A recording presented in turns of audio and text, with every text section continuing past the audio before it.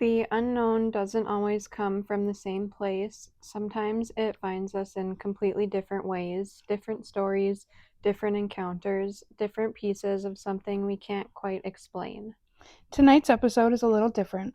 No single theme tying it all together, just the things that caught our attention, the stories we couldn't ignore, and the mysteries that sucked us in. So get comfortable because tonight we each chose our own topics. I'm Amber, And I'm Leah. and this is Girly Ghost Tales.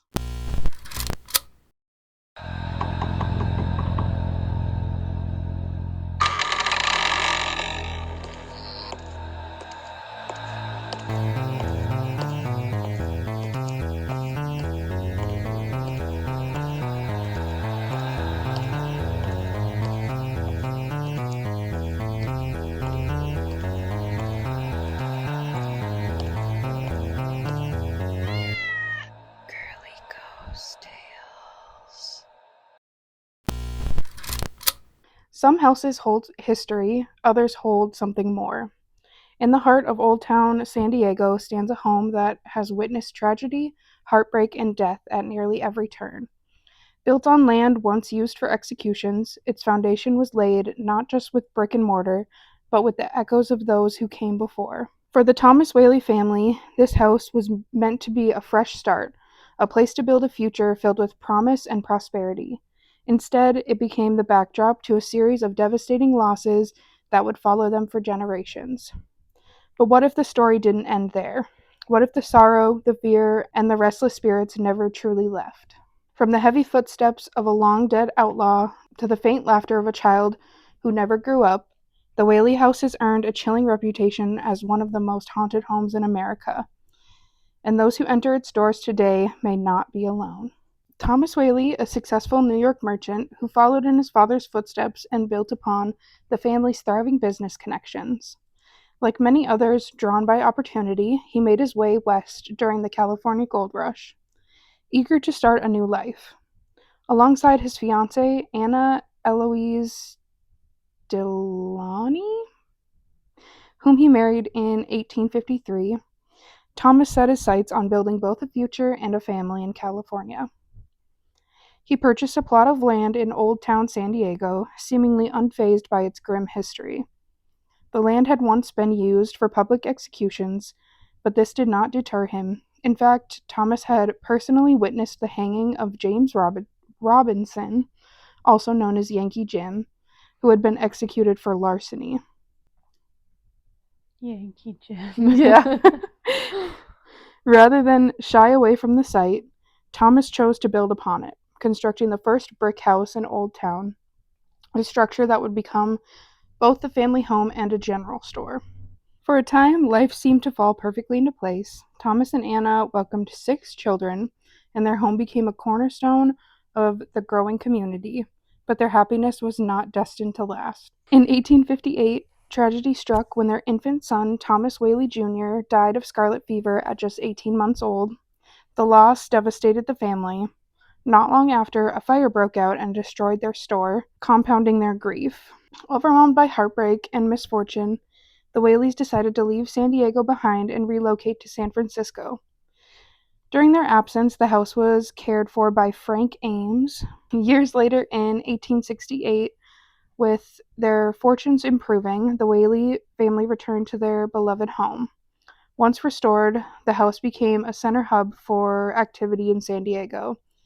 It served not only as a residence, but also as the county courthouse and the town's first commercial theater.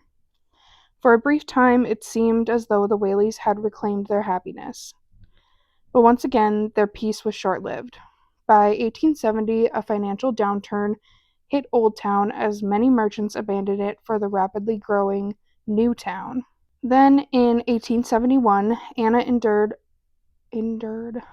just doesn't sound like a word, endured a terrifying ordeal when armed intruders entered the house while Thomas was away on business. They held her at gunpoint, demanding access to important courthouse documents stored within the home. The family's most heartbreaking tragedy came in 1882 when their daughter Violet Eloise Whaley married George T. Bertolicki. What a weird name. What should have been a joyful union quickly turned into a nightmare. George revealed himself to be a con artist, interested only in Violet's wealth. At the time when divorce carried heavy social stigma, Violet found herself trapped in a deeply humiliating situation. Consumed by heartbreak and public shame, Violet fell into a deep depression. In 1885, at just 22 years old, she took her own life, shooting herself in the chest with her father's rifle. The tragedy rippled through the family. Her sister Lillian, who had been engaged at the time, saw her one relationship collapse under the weight of scandal. After enduring so much loss, Thomas Whaley decided he had had enough. He built a smaller single-story home elsewhere in town for his remaining family, leaving the once grand house behind. For over 2 decades, the Whaley House sat empty, slowly falling into disrepair. In 1890, Thomas's son, Francis, took it upon himself to restore the home, intending to transform it into a tourist attraction. Tragically, Thomas himself passed away that same year, never seeing his son's vision come to life. The remaining members of the Whaley family eventually returned to restore the home. Lillian Whaley, having outlived her entire family, remained there until her death in 1953. Years later, the San Diego Historical Shrine Foundation opened the house to the public in 1960, preserving it as a historic site and museum. But according to many, the house is far from empty. Despite his practical nature, Thomas Whaley himself was the first to report strange occurrences. One day, while alone in the home, he heard heavy footsteps echoing from the room above him, as if a large man in boots was pacing back and forth. When he went to investigate, the room was empty. These unexplained sounds became more frequent, and Thomas grew convinced that the spirit of Yankee Jim... What was that?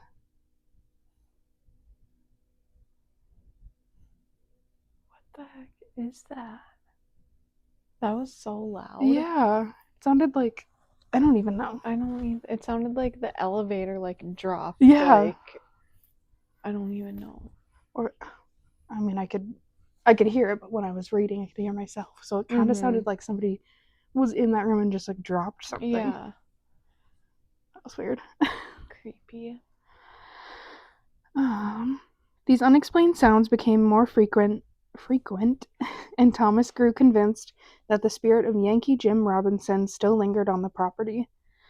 His execution had been particularly that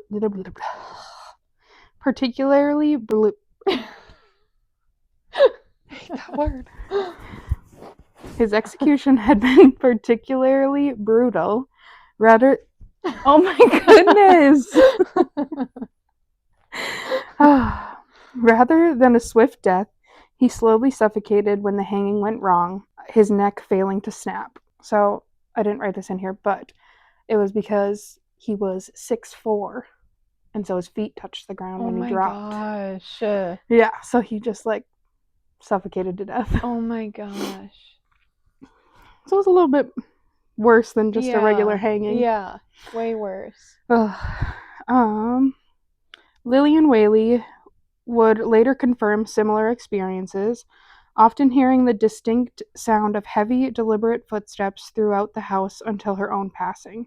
Other spirits are said to remain as well. Visitors and staff have reported hearing the light, hurried footsteps of a child believed to be young Thomas Whaley Jr., accompanied by soft giggles or quiet cries.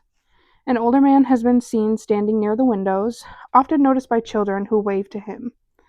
Many believe the figure to be Thomas Whaley himself, still watching over his home.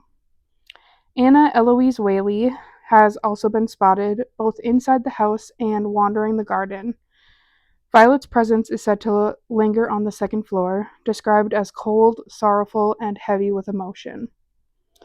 Additional figures have been reported throughout the house, a woman in a long skirt appearing in the courtroom, her face partially hidden beneath a hat, and a mist-like form drifting through the same space.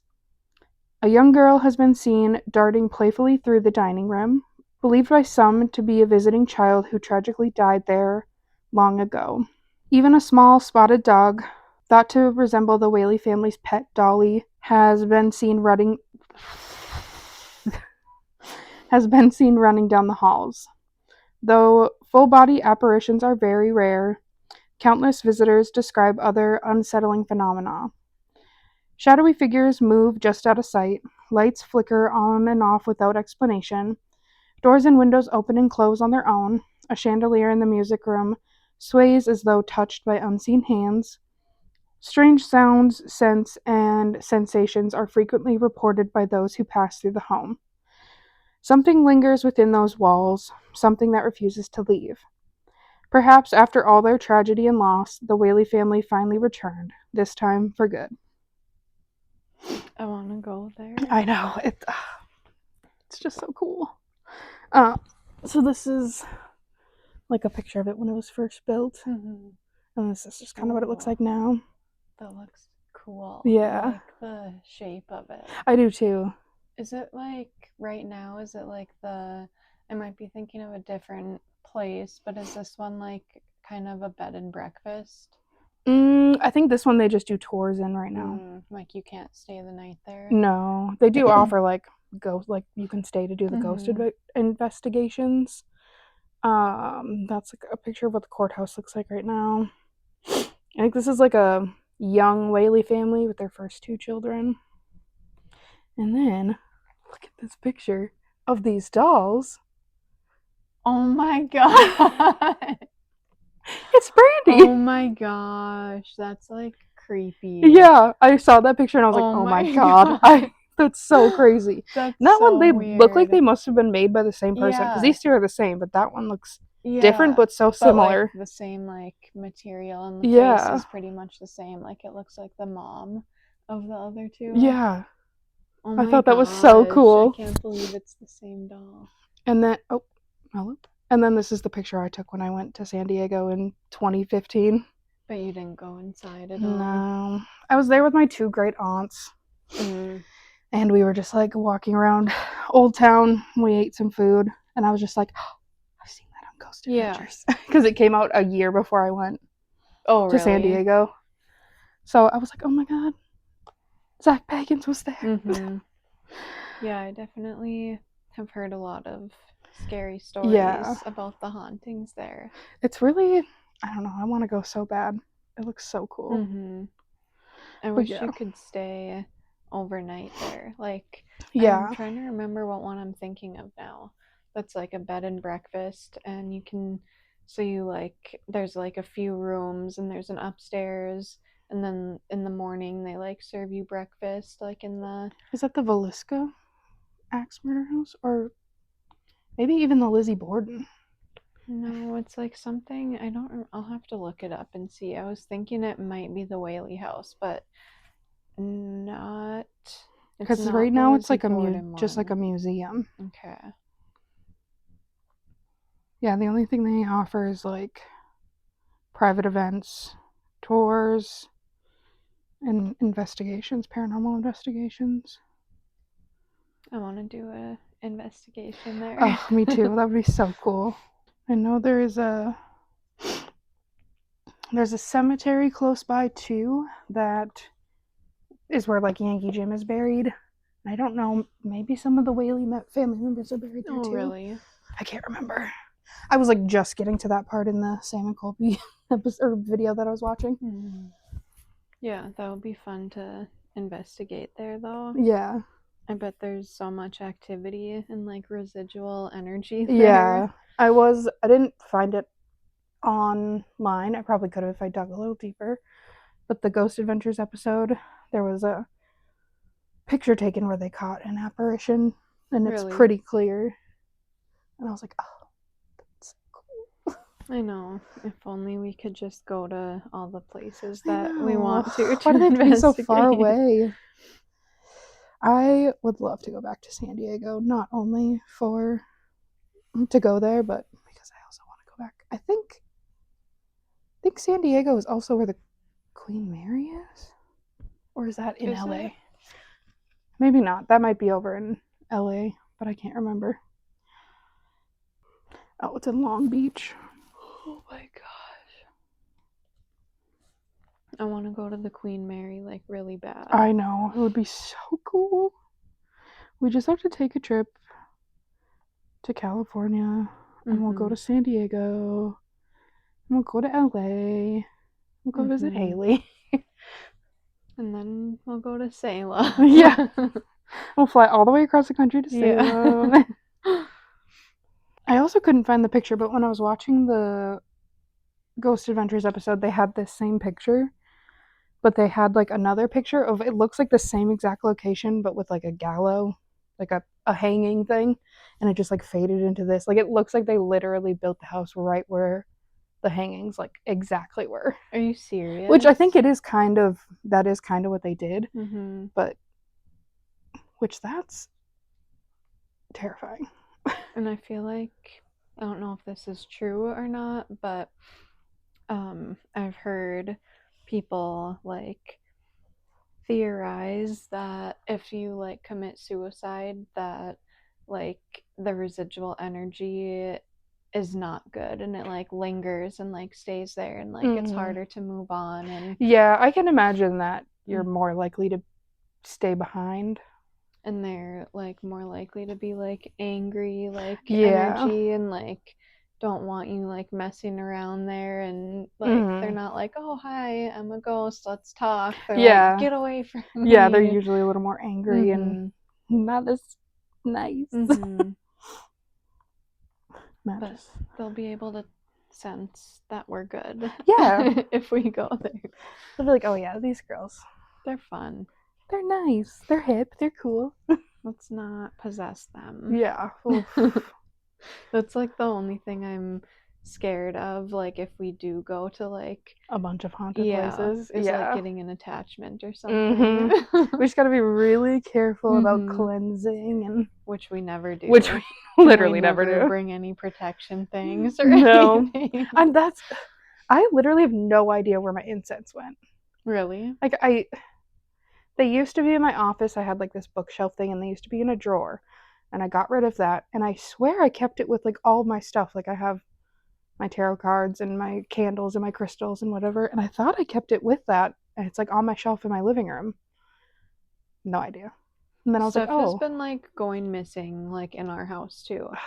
Like we have like monitors that are next to each other for like gaming monitors on like a desk, and we have like wireless keyboards on the desk too. Jake cannot find his keyboard anywhere, and it's like this big. What the heck? We looked everywhere in our house, and like we can't find it. That's crazy. I know. I was thinking like I don't even know where I would have put it. Yeah. The only other thing, like I have this one drawer that I keep like the taper candles in, and some candle holders, and my lighters. And I looked in there before I left, and it's not in there either. That's the only other place I would think it would be. Yeah, I know. I've looked, and he kept saying like, well, you must have put it somewhere. I was like, if I put it anywhere, I put it back on your desk where it was supposed to be. Yeah. Like I didn't go and hide it or put it in some like weird random spot that we won't be able to find it. It's gonna be like hidden in the couch or something. Yeah, it literally doesn't make sense. I feel like there's like timeline shifts or something happening. It's so weird. I've been seeing like more videos of people on TikTok with like duplicates of things that they have. I've seen those too. Have you? I just saw one recently of a lady who had her friend crocheted her like a scarf and a hat like 20 years ago, and she found a duplicate of them in her house, and she's like freaking out, and she like called her friend and was like, you didn't like make 2 of those, did you? And they were like, no, like definitely only why made would one. I? Yeah. And that was like 20 years ago, and it was she was like, I picked out all the colors of it because I picked out the colors I wanted. They're like identical. That's crazy. I don't like that, especially if it's like homemade. Like that's like you're not really likely to find a duplicate of it at a store or something. And she said it was in with her stuff, like with the other one. And she was like, I put this in there every year, and I wear it like every winter for the last 20 years. Like there's never been more than one. And it was just there, like a double of it. Like that's so creepy to me. So creepy. I don't like it. And another thing that's creepy. And with that, so Before we get into the topic that I chose, I need you to think about something for a second. So, you know that feeling when you're alone in your house, everything's quiet, and you swear you saw something out of the corner of your eye? Not a full figure, not something you can clearly explain, just something that wasn't there a second ago. That's what people call peekers. And the more you read into them, the less it feels like your brain just playing tricks on you. Because here's the weird part, people aren't just seeing random shadows, they're describing the same behavior. They don't walk into rooms, they don't fully show themselves, they just peek. From behind door frames, around corners, the edge of hallways, just enough for you to notice them, but never enough for you to fully understand what you're looking at. And the second you turn your head to directly look at it, it's gone. And some people might say, okay, that's just your brain filling in gaps. And there is like an explanation for that, like the pareidolia. Mm-hmm. Basically, our brains are wired to look for faces and things. And your peripheral vision is like terrible. Like, peripheral vision is like not accurate. It's not like looking head on at Yeah. something. And your brain would rather invent something than like miss a potential threat, like ignore it. That makes so much sense too, because like your eyes can block out your nose. Like, Mm-hmm. just imagine what they can do with like your. Mm-hmm. Yeah.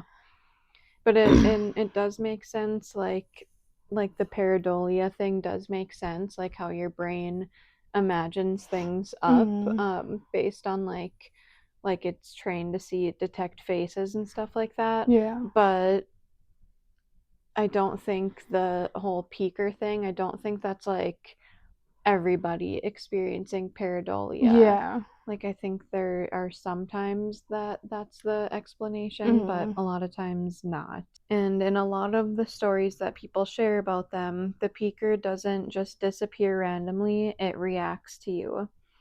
So this story is from Reddit user Malia Girl 1314, and it was voted the scariest story of 2022 under the No Sleep subreddit. I love that subreddit. I used to read Me too. Juniper no I sleep stories know. to get her to go to sleep. I would be too scared doing that, like up alone at night Well, reading it was those. like it was still bright out. It was like 7 at night. Oh, I Yeah. thought you meant like if she woke up. Oh no, no, no! Like her first going to sleep. So the title is called My Wife Has Been Peeking at Me from Around Corners and Behind Furniture. It's gone from weird to terrifying. Ugh. Just like the word peekers Mm-hmm. like scares me. And just saying like my wife is peeking at me. Yeah. Like what is that? Oh, I Like don't the like it. word peeking is just so creepy, Yeah. like to begin with. Like, what do you Yeah. mean peeking? Like looking? Yeah. Peek, I don't know why peek just like is always creepy Yeah. sounding. Especially in that like in this scenario. Mm-hmm. Ugh. Just something watching you without you knowing it's Yeah. there is scary. Too creepy for me. Okay, so my wife Lynn and I have been together for 6 years and married for 11 months. Our entire history together has been very normal, and never once have I noticed any weird behaviors or red flags. I can't stress enough how out of character this whole thing is for her. Lynn is very kind, intelligent, and thoughtful. She's always been the no nonsense type of person. Being childish or trying to scare me is not something she'd normally do. She doesn't even like watching horror movies. When we first started dating, she agreed to watch The Shining with me because she knew how much I loved horror. She was so scared that she didn't even make it through half of the movie before we had to turn it off.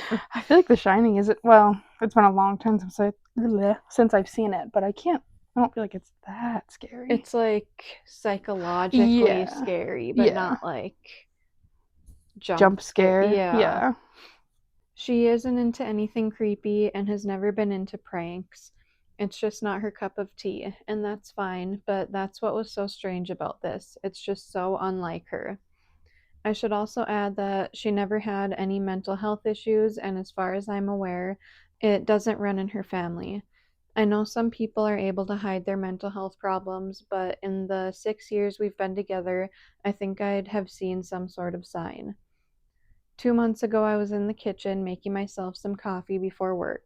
I was running a bit late that morning and knew I wouldn't be able to make it to Dunkin' Donuts for my usual morning fix. I took a sip of my coffee as I hurried down the hall towards the front door when I happened to notice Lynn peeking at me from around the corner ahead of me.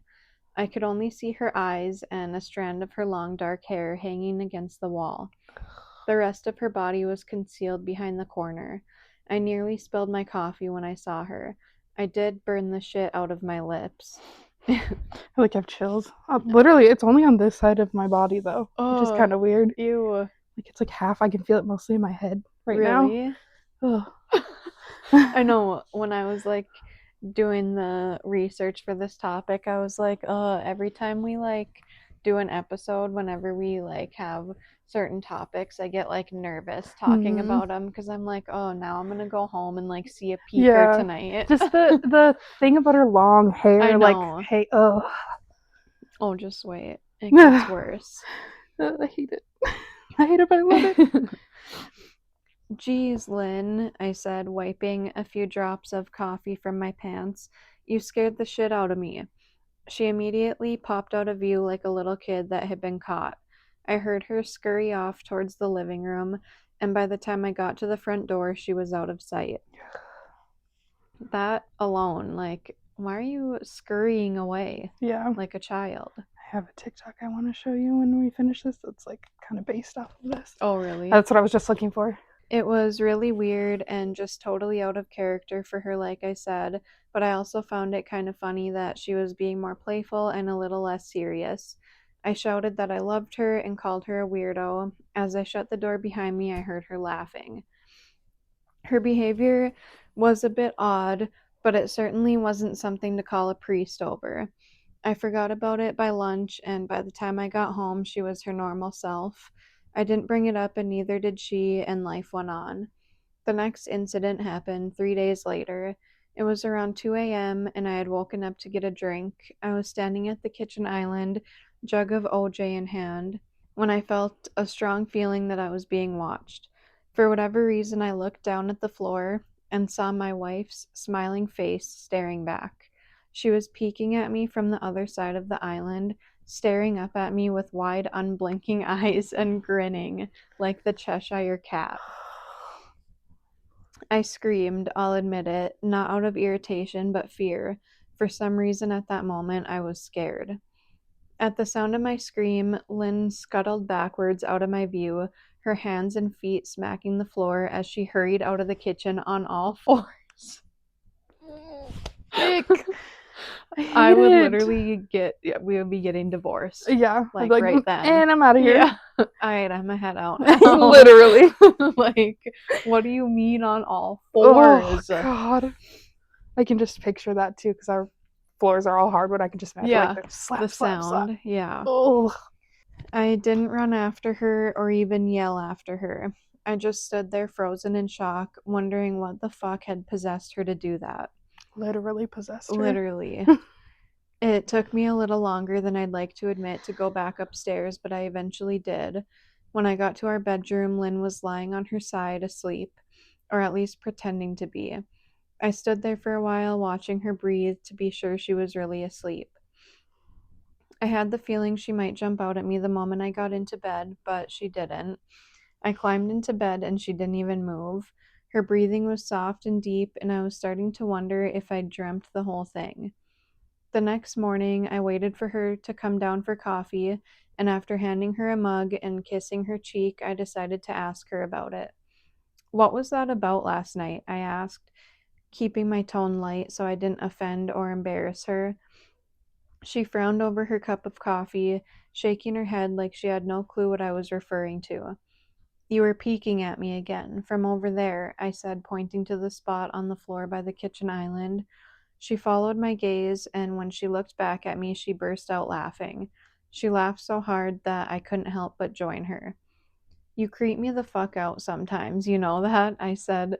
She giggled and set her cup on the counter and wrapped her arms around my neck. You creep me out all the time, so I guess we're even, she teased. We said our goodbyes and left for work. As I drove, I kept thinking about how creepy it had been seeing her grinning at me from behind the island like that. The sounds her hands made on the floor as she crawled away. Yes. Ugh. I told myself she was just trying to be silly, just trying to join me in my love of all things horror. It's not like I was afraid of her, but it still didn't sit right with me. I started seeing her peeking at me more and more. Sometimes she'd be peeking out from behind the couch or living room curtains. Once she even managed to get inside her grandmother's old trunk that sits at the foot. That's commitment. Odin. Yeah. Like, is she Odin? Is she a 7-year-old boy? Literally. Oh. Inside her grandmother's old trunk that sits at the foot of our bed. I might not have even known she was there at all had the trunk's old hinges not given her away. She'd had the lid propped up just enough so that only half of her face peeked through. She'd been grinning like an excited toddler. It was unnerving. I didn't even know what to say to her. All I could do was stare. When I finally found my voice, I asked her why on earth was she doing this. She didn't answer, but she had slowly closed the lid, shutting herself inside the trunk. Oh. Like, it's funny, but like So if that scary. actually happened, I would like have an actual heart attack. Yeah, I'd be like, I'd literally take my car keys and go. I'd be like, no, thank you. Yeah. I just walked away feeling disturbed. Same. I feel disturbed reading it. Yeah. I didn't understand why she was doing it, but it clearly made her happy. I just hoped she would tire of the game quickly. Lynn didn't peek at me for the next 2 weeks. I started to think she was done with her weird prank, and I was relieved. We were watching a show on Netflix one night, and I jokingly said that I hadn't seen her peeking at me lately, and that she must have given up on her spy game. She looked up at me with a small smile and said, "Maybe I've just gotten better at it." Ugh. I didn't say anything, but I wondered whether or not she was joking. For the next few days, I couldn't stop thinking about what she'd said. Was she still peeking at me when I wasn't looking and I just hadn't noticed? And if so, what the hell was she getting out of this?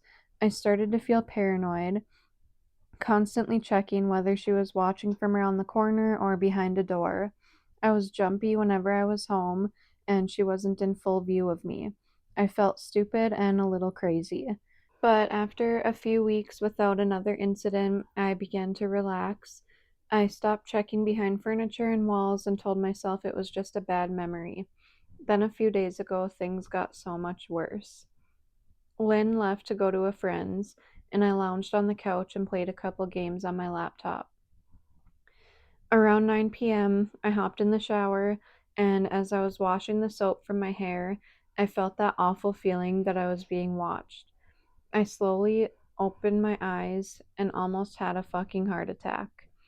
Lynn was peeking from behind the shower curtain, her entire head stretched into the shower, leaving just her body outside. That's my biggest fear when taking a shower. Literally. Matt has done that before. He just will sneak up on me, and I'll just like look over and I'll see him just like looking behind the shower curtain. I'm like, Oh my god. Yeah. don't do that to me. Like, and so it's kind of like pareidolia, but when you're taking a shower, does it sound like something is happening in your house? Like someone is Always. yelling and like moving furniture Yes. around and like Always. or like I'll be in the shower and it'll sound like the kids are screaming and crying and like banging stuff and the dogs are running and barking, and I'll literally get out of the shower before I'm even done, like soaking wet, because I'm like, what is happening? And like nothing is like there's Nothing's, like yeah, no they're like, what's noises going on? Yeah. Yeah, no, that does happen to me. I'll be like, oh my god, he can't control this child for Yeah. 20 minutes while I take a shower. And then I get out and I'm like, what was going on? And he's like, I don't know what you're talking about. That's like, so weird how that happens. I have a vivid, now that you say that, I have a vivid memory of that happening at my mom's house. Oh god. And I like got out of the shower and I was like, hello? Nobody home. Oh, your mom's house is haunted. Her long dark hair hung against the curtain, the ends dripping with water. Her mouth hung open in a terrible grin. eyes wide and red as if she hadn't blinked in a while. Ugh. I screamed and jumped back against the wall. She didn't move, nor did her smile waver. Her makeup ran down her cheeks in two black streaks. She looked giddy and completely deranged. I was fucking terrified. Ew. Yeah. I just imagine, like, Matt is blind as a bat. So when he takes a shower, he takes his glasses off, he cannot see anything. So I imagine that would be me sitting there for so Mhm. long, but I would not let it get to that point. I'd be like, oh my God, I'm just trying to scare you. Mhm. That's like my biggest fear when Oh, taking a yes. shower is like opening my eyes and there being a person. I know, you wash your face and you're like, Yeah. ugh. We stood like that for a few moments, neither of us saying a word. Finally, after what felt like forever, she slowly pulled her head back out of the shower, and I watched her blurry figure through the curtain as she moved backwards towards the bathroom door. A second later, the bathroom door slammed shut, hard enough to rattle the mirror. I screamed again and jumped out of the shower to lock the door. I stayed inside the bathroom for over an hour. Maybe I overreacted to some of you, but joke or not, I wasn't going to put up with the crazy shit anymore. That's what I kept telling myself as I paced in my bathroom, stopping to listen at the door every few minutes. Suddenly, I heard a muffled sound and I pressed my ear against the bathroom door, straining to listen. I couldn't hear anything, but I envisioned Lynn standing on the other side of the door, giggling at her joke. I felt a surge of anger. I was beyond pissed at being made to feel scared in my own house and made to hide in the bathroom for an hour. All for what? Some joke? If it was a joke, it was an awful one. What the fuck, Lynn? I snapped. This shit is getting really fucking annoying. I waited for her to apologize or to call me a jerk, but instead I heard a faint moan, so quiet I wondered if I heard it at all, and then complete silence. Lynn, I called out, not able to even hide the shakiness in my voice. I got no response, just my own heavy breathing.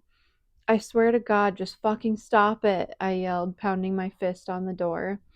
I waited for her to cuss me out, something I would expect from me talking to her like that. I never screamed at her before.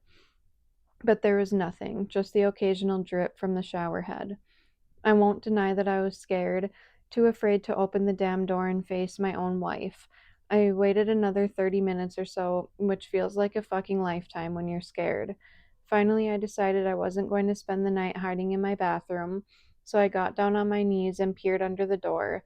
I almost expected to see her face peeking back at me, but thankfully I didn't. I could see straight down the hallway to the top of the stairs, but no Lynn. I didn't know if I should be happy about that or not. I looked for a few minutes, waiting to see her head pop up over the top step, but it never came. I stood up, my hand hovering over the door, and mentally prepared myself to open it. I slowly turned the lock with shaky fingers and was about to yank it open when I heard a sound that still makes me feel nauseous when I think about it. A moan, louder than before, but this time I was able to tell just where it was coming from. I turned my head to the closet door as if in slow motion and locked eyes with my wife, who was peeking out at me from the slight gap. So she's been standing in For there the for hour an and a half hour that he and a was in there. half staring at Oh, him. That is so scary. I feel like she had a mental break after they Yes. watched The Shining or Yeah. something. Mm-hmm. Like, that is just too much. Like, it's not even funny. No, at that point, It's concerning. yeah. Her eyes were still wide as ever, and her mouth was hanging open in the most grotesque, gaping smile I'd ever seen. I didn't even scream. I was too scared for even that. Her hands were clasped to her chest, body trembling with sheer delight, as if she could barely contain her excitement. A short, raspy moan bubbled up from her throat, deep and raw, sending a shiver through my entire body. Somehow I found the ability to pull the bathroom door open and ran as fast as I could all the way down the steps, snagging my keys and phone from the table in the living room before running outside to my car. I could hear her shrill laughter behind me, but I didn't hear her getting closer. I didn't bother shutting the front door. I drove away from the house faster than I legally should have, shivering the entire time, either from fear or the cold, maybe a little of both. I hadn't grabbed a coat or even a pair of shoes. I was still in my boxers and my hair was damp. I drove straight to my brother Chris's house, about 40 minutes away, ignoring any and every call and text I got. I didn't check my phone until I was safely parked in my brother's driveway. Lynn had called 4 times and sent a flurry of texts, all wondering where I'd gone and why I left like that. That's so weird. I know. I threw my phone at the dash in a rage, furious at her nonchalant attitude. My brother and his wife were surprised to see me, especially dressed in just a pair of boxers, but told me to stay as long as I needed. Chris lent me some clothes and asked me what happened. I told him Lynn and I had a fight, but didn't get into the details. I didn't want him to think I was overreacting, leaving my wife over a prank, even if it was a strange one. I mean, hadn't I encouraged her for years to lighten up instead of being so serious all the time? I had wanted her to relax and loosen up, but this was definitely not what I'd had in mind. I tried to sleep on their sofa, but my brain wouldn't let me sleep. Every time I closed my eyes, I saw Lynn's face staring at me from inside the closet. Knowing she'd been in there with me the entire time made my skin crawl. She'd never left the fucking bathroom at all. Instead, she slipped inside the closet and slammed the bathroom door shut to fool me. The mere thought of going back home gave me anxiety. I tossed and turned, unable to sleep. Chris ended up giving me a sleeping pill so I was able to get a little rest.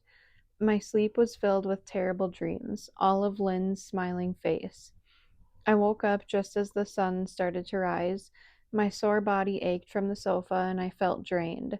I knew I'd have to call Lynn at some point, but I didn't know what to say to her. I wouldn't be going home unless she gave me her word she'd never do any more creepy shit. I just wanted my wife back. Her normal, serious self never looked so good to me. I was contemplating calling her and telling her that when that familiar feeling came over me. I was being watched. I was staring at the ceiling, my heart in my throat. I didn't want to look away, but the longer I ignored the feeling, the worse it got. My eyes drifted away from the ceiling almost on their own. Her face was pressed up against the window beside the couch, staring down at me with that same gaping smile. Drool dribbled down her lips, leaving 2 long streaks down the glass. God, was she a dog? I didn't know how long she'd been there, but something told me she'd been there quite a while, possibly all night. And remember, his brother lives 40 minutes away from Yeah. him. Like, she drove 40 minutes, another 40 minutes just to stand there and do the same Yeah. thing. And how did she know that's where he was? I don't know if he Yeah. said that he told her or Yeah. anything. No, he just ran out the door Yeah. and left.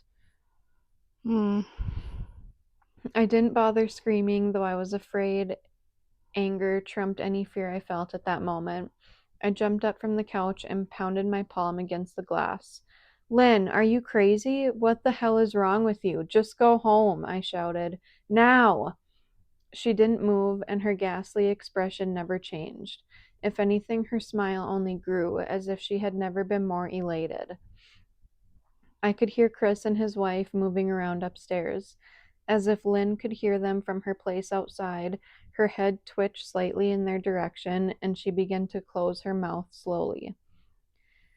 Chris called my name from upstairs, obviously concerned. I turned to see him and his wife Rebecca hurrying down the steps. When I turned back to the window, Lynn was gone. The only sign she'd been there at all was the 2 streaks of drool still dripping down the glass.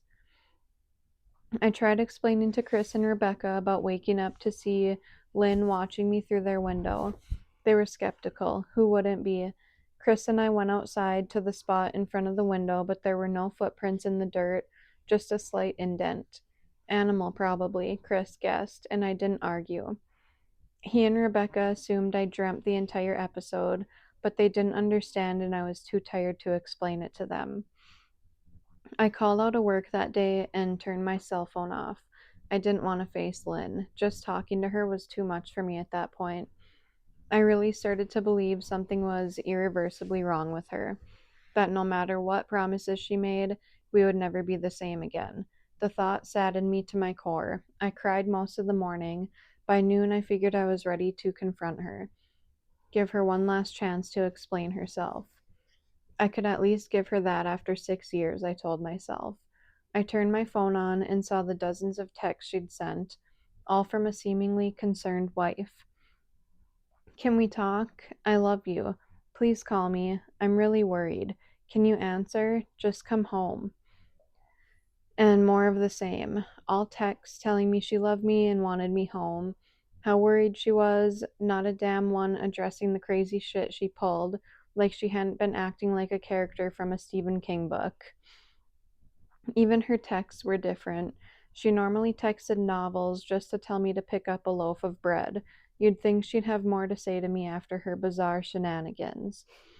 I know it probably seems childish to some of you who are miles away from this situation, but if you saw the way Lynn had looked at me, how she scampered away on all fours like some wild animal, grinning at me from inside the closet like a lunatic, then I think you'd find my reaction was warranted. I ended up staying with Chris and Rebecca another night. I didn't wake up yesterday until afternoon, and thankfully I didn't see Lynn's face watching me through the window. I don't want to pry because it's not my place, but is this fight something that can be mended? Rebecca asked. She'd made us both a sandwich for lunch, and I knew she wanted to breach the subject without seeming to be nosy. I don't know, I just.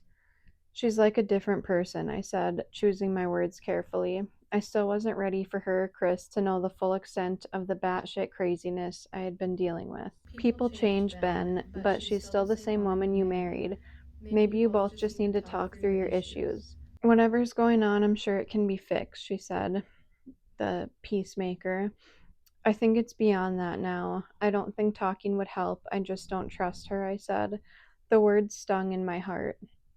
I missed and loved my wife, but how could I live with someone like that? Living in constant fear didn't sound too appealing. Lynn loves you. She has to be absolutely crushed, she said. I don't know about that, I said. Well, she certainly seemed like it to me. I've never seen her so upset. Very much unlike the Lynn I know, Rebecca said, shaking her head sadly. I took a full minute for her words to really sink in, and when they did, I felt dread worming its way through my skin. Wait, what do you mean? You saw her? You saw Lynn? I asked, my mouth suddenly dry. Rebecca nodded casually, as if that fact wasn't nightmare fuel. Maybe for her it wasn't. She stopped by this morning just after Chris left for work, she said, cleaning the plates from the table. I didn't see her car, though. Maybe she took an Uber or something. That makes me feel like she ran there. 40 minutes. Yeah. Oof. Beck, what did she say? Did did she come inside? I asked, sweat starting to break out on my forehead. I began looking around, examining corners as though a predator lurked behind them. No, she just asked if you were awake yet, and I said that you weren't.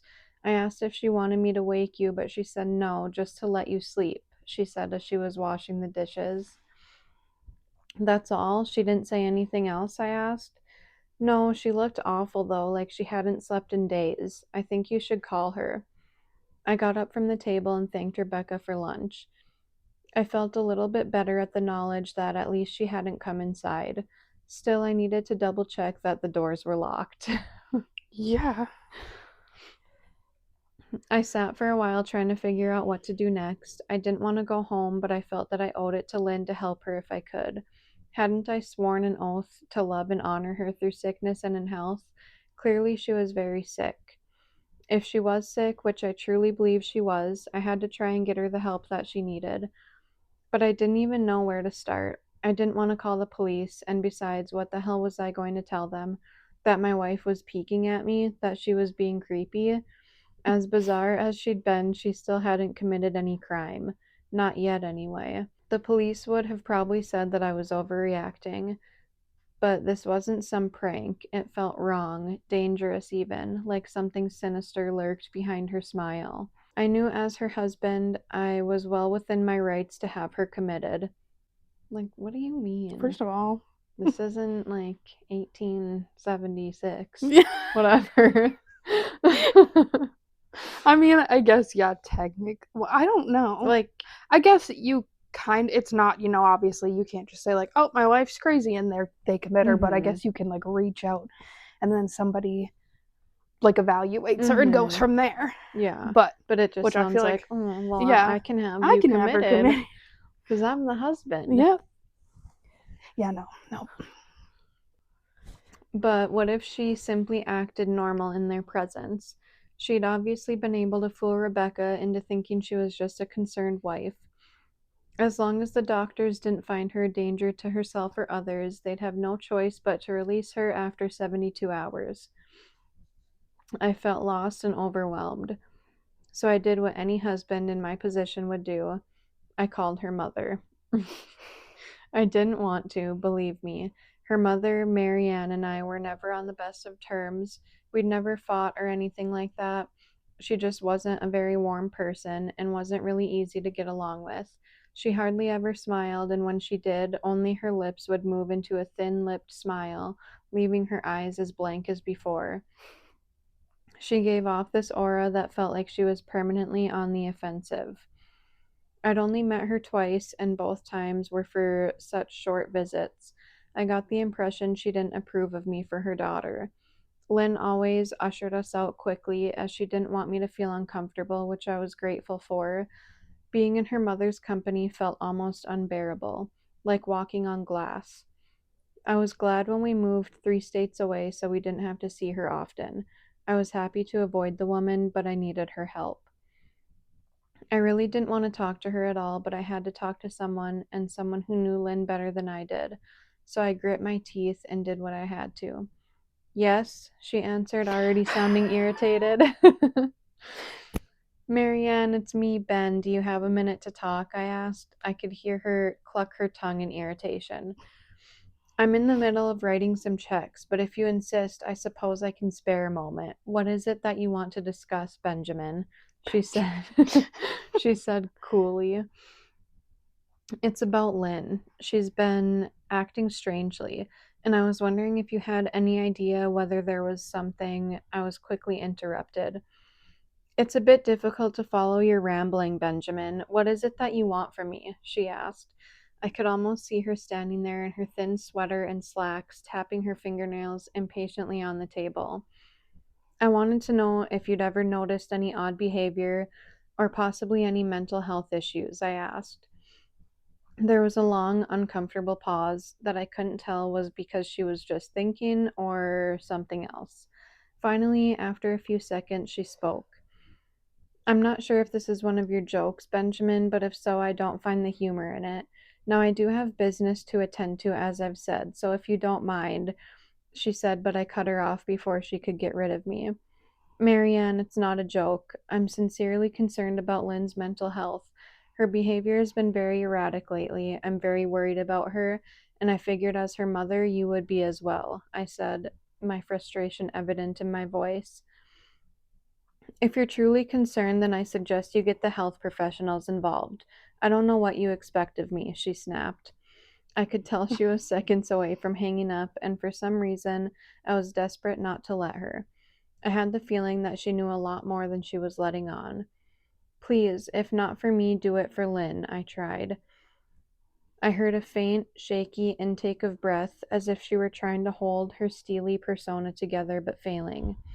Marianne, I started.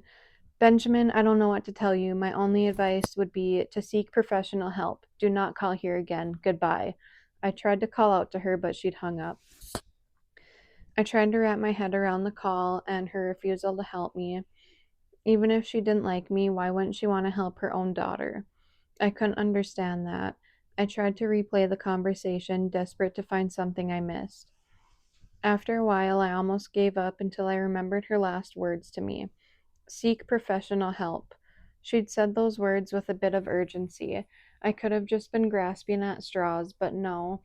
I was sure her voice had changed ever so slightly when she'd said that, as if they were very important. What had she meant? I'd assumed she'd been referring to medical professionals, but maybe she was referring to someone else, someone that she didn't for some reason feel comfortable saying directly, or maybe I was just desperate. I waited for Chris to get home, and after a very long and exhausting conversation with him and Rebecca, I convinced them that Lynn truly needed psychiatric help. I couldn't tell them everything. I wasn't prepared to go into it yet, but I told them about our last encounter, how she'd hidden in the bathroom, peeking at me from the closet. They were obviously shocked, but thankfully they believed me. They too just wanted to help her. Still, they didn't think it was all that serious. Weird, maybe, but not dangerous. They just kept saying that Lynn had to be playing some kind of weird joke. Maybe for YouTube, Rebecca offered, if only half heartedly. Chris didn't think we should involve the police. He offered instead to go with me, and I readily accepted. He reasoned that calmly talking to her, trying to coax her into going willingly, was the best recourse. I agreed to do it his way. At least I wouldn't be going into that house alone. We drove over this morning just after breakfast. There was no way I was going at night. When we pulled into the driveway, my stomach began doing somersaults. Her car wasn't there, but I still didn't let my guard down. The front door was ajar, and for a split second, I thought we'd see her eyes staring through the gap. I was shaking and starting to sweat. Chris, however, was fine. He waited for me to open the door, his hands in his pockets like he was going on a fucking stroll through the park. I envied his ignorance. I pushed the door open and was immediately hit with the stench of rot. Chris smelled it too, and he walked in the house behind me with his nose scrunched up. What do you guys use to clean the floors around here? Shit? Chris mumbled. Shut up, I said, my eyes darting around for any signs of Lynn. The house was deadly quiet and dark despite being 10 in the morning. All the curtains were closed up tight, refusing to allow any sunlight inside. If I hadn't left it just 2 days prior, I'd have thought the house to be abandoned. We moved through each room, carefully checking any place that she might hide, occasionally calling her name. Why the fuck are you looking under the couch? Chris asked eventually. Aren't we looking for your wife? He was looking at me like I was a moron. Let's just go upstairs, I whispered. He shook his head but followed me up the stairs to check the bathroom and spare bedroom. On the way up, my shoes crunched over pieces of glass that looked to be littered over a few of the steps. I noticed that one of Lynn and my wedding portraits that hung on the wall along the staircase had been smashed. The frame hung crookedly, all the glass removed. I stared at the picture, a lump forming in my throat. We had taken the photo just after leaving the church after saying our vows. She looked so beautiful in her white gown. I looked at Lynn's beautiful face. I never dreamed her face would ever be a source of terror for me. We climbed the rest of the steps and checked the spare bedroom, but it looked completely untouched. I was hesitant to go into the bathroom, my fear from that night coming back to me all at once. Chris noticed and offered to go in by himself, but I couldn't let him do that. So we walked in together, checking the closet and the shower. The bathroom looked as if it hadn't been touched since the night I left. I don't think she's here, Ben. Why don't you pack some clothes and we'll try coming back tomorrow or something? Chris said. I nodded and went into our bedroom and shoved some clothes into a duffel bag. When I checked inside our closet, I came across the source of the smell and gagged. Chris took one look and lost all color in his face. He had to go stand by the stairs to get away from the sight and smell. I gazed down in shock at what lay inside my bedroom closet. Soaking into the rug were at least a dozen eyeballs, all carefully laid out in pairs. Some were as large as a quarter, while others were as tiny as a marble. I stared down at the eyes she'd collected from small animals, and I wondered how she'd gotten them and shuddered at the thought. Man, I thought I had it bad with Becca's shoe addiction, but fuck, your wife's in here collecting eyeballs, Chris said, gagging. Ben, I think we should go, he called from the hall. I'm getting nauseous. All right, I grabbed my duffel and shut the closet door on my new nightmare. I stepped out into the hall and took a deep breath of air. I could taste the rot on my tongue and couldn't help but gag. Who the fuck lines up eyeballs in their closet like that? Chris mumbled. Poor guy's just traumatized. Mm-hmm. I tried to tell you she needed help, I said. She doesn't need help, Ben. She needs a fucking exorcist, he said. You coming or what? I can't stand the smell any. His words died in his throat, and his eyes grew wide with fear. I didn't ask him why. I could feel it. Someone was watching me, and I didn't think it was the eyes in the closet. I turned around, my eyes slowly scanning the bedroom. Christ, I whispered as I finally saw what we'd missed. Under the bed, curled on her side, watching us with the excitement of a kid on Christmas morning, was my wife. She held her hands together just under her chin, and they were shaking eagerly. Now that she knew she'd been found, I could hear the quiet noises she was making, a sort of hiccuping sound in her throat, as if the excitement was too much for her.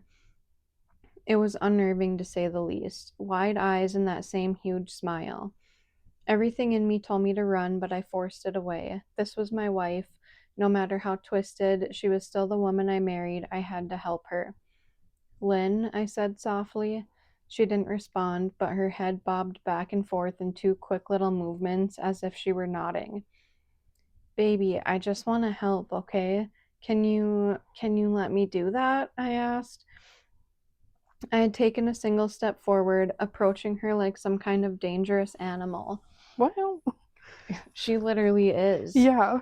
I love you, Lynn, I said softly, taking another step closer. She let a tiny moan escape her wide open mouth, and I had to resist the urge to run. Her shoulders were starting to quiver, and her eyes grew as large as saucers.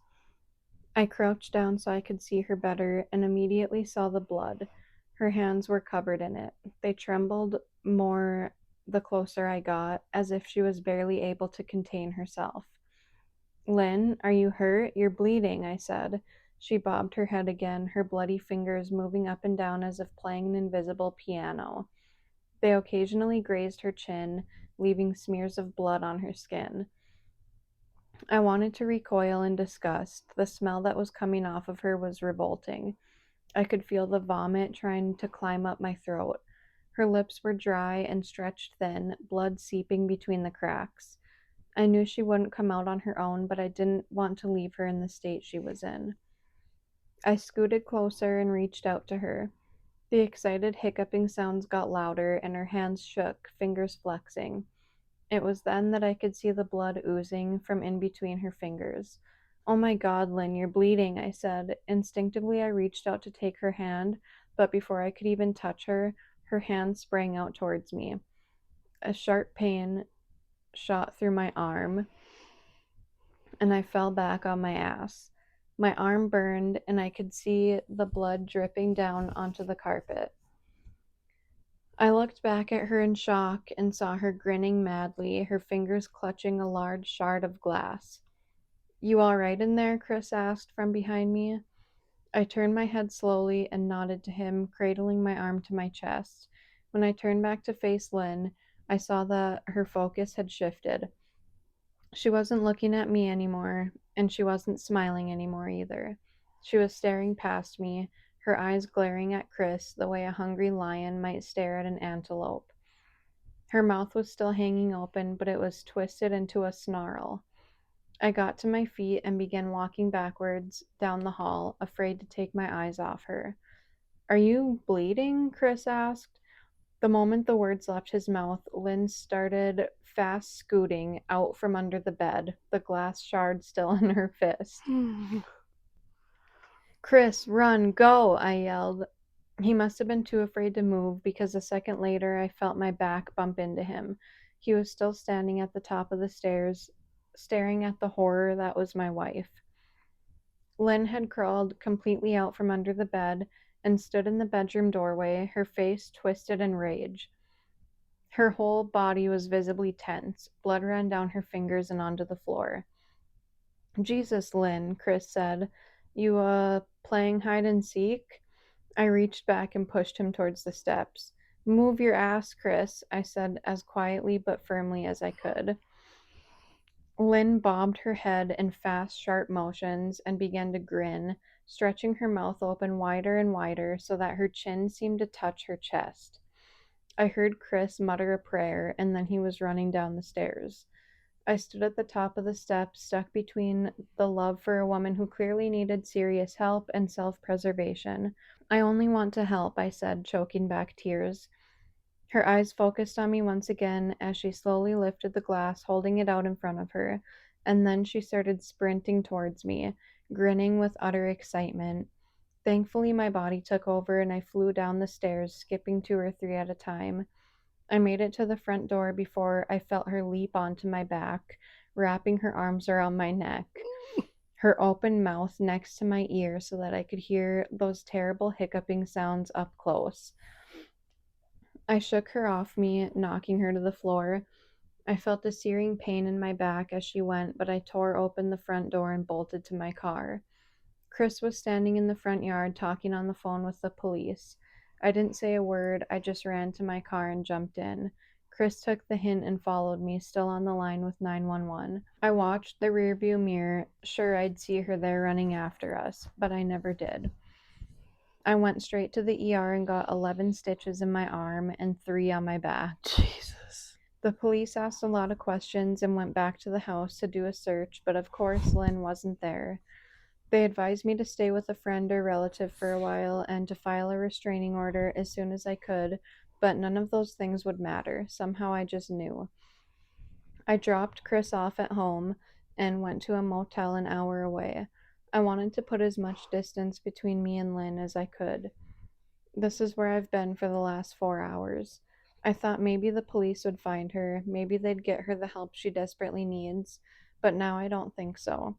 Because 40 minutes ago, I got a text from an unknown number, just 3 words: I found you, and a picture attached. The picture was dark and grainy, but I instantly knew what it was. There was no mistaking my wife's eye. I started typing this out immediately after. I don't know what to do. I'm alone and scared, and I can't help but feel that I'm being watched. I hate it. Mm-hmm. It's so creepy. Disgusting. Yeah. Yeah, she literally had to have had a mental break after The Shining or something. Mm-hmm. And It at was just too scary for her. So like when I first read the ending of it, I was like, oh, she sent him a picture of herself. No, But it's her eyeball. yeah. Did she take out her own eye, Yeah. or is there something mimicking her? Yeah. And like, why after 6 years? Yeah. Like, but then the way that he talked about his mom or her mom, like it made it seem like there was something that had happened in the past. like her mom knows that she's like crazy Mhm. and like this has happened before or Yeah. something. But like, why wouldn't you say like, yeah, you need to do this? Yeah. Like, oh, seek professionals. Bye. Don't Bye. call me again. Not my Bye. problem. She married you. We passed her on to you now. Yeah. Bye. Oh, I hate Like it so that is, much. ugh. It's so creepy. It's like combining two of my biggest fears, like mimics and like peekers. Yeah. And I've always like, since I was like a kid, I've always felt like I've seen peekers places, like out of the corner of my eye, like at my mom's house, at our house, at my grandma's house. And I just thought like, oh, I'm just like imagining it because I was like scared of everything. So I was like, oh, I'm just like scared of things and I'm just making myself scared. But now I'm like, oh, are they actually here peeking at us? Yeah.